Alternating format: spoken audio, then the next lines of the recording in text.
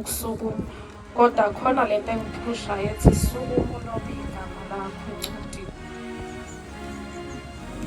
Angisukumi nokuningi maNazaretha, angisukuma nokubonga uShembe izinto azingenzele zona.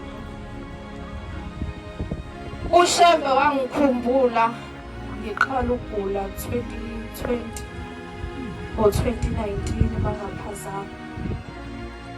Ngigula maNazaretha ingekho indawo engayihambanga. Kodwa kuthe sengibuya la kwaba namaga ababedlala ngami futhi nakhona. Kuthe ngibuya maNazaretha 2022 ngibuya. Kwabu 2023 ngahlala ekhaya. Kwathi ngo-2024 last year ngathi baba ngicela ukuhamba. Ngike ngihambe kade ngagcina ukuhamba. Athi ubaba kulungile mntanami hamba.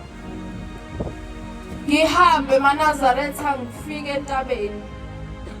Sengifike entabeni ngathi baba ngicela ukuyonikela. Kwakuwusuku lomgidi futhi ngesonto.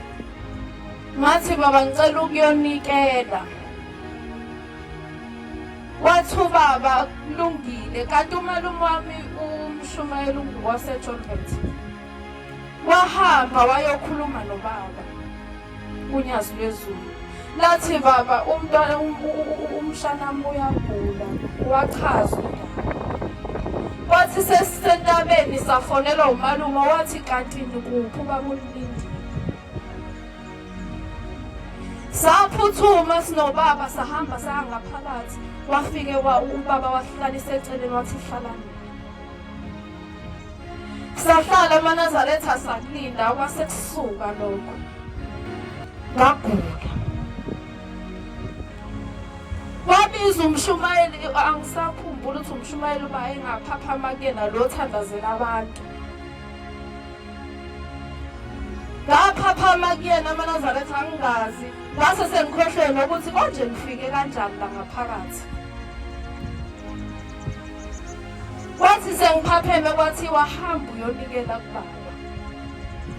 Ngabeka phambili uvalo ngangishawa uvalo ngendlela eyisimanga ukuthi ngiyaqala ukuzonikela kubaba ngizothini.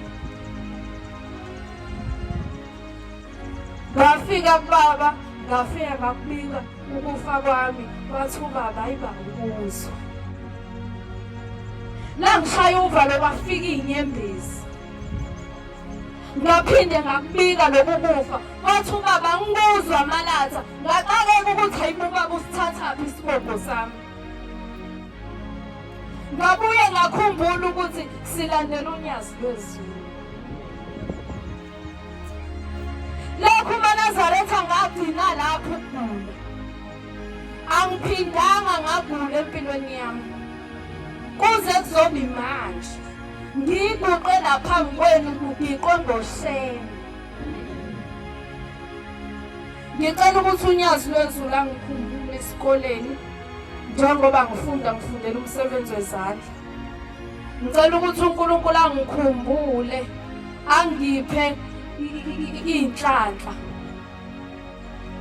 Ngicela ukuthi uNkulunkulu alobe nabasekhaya. Ngicela ukuthi ukuguqa kwami kungabi ukubakhipha ezulwini kepha kukubafaka ezulwini. Inkosi iphusisane ezulwini.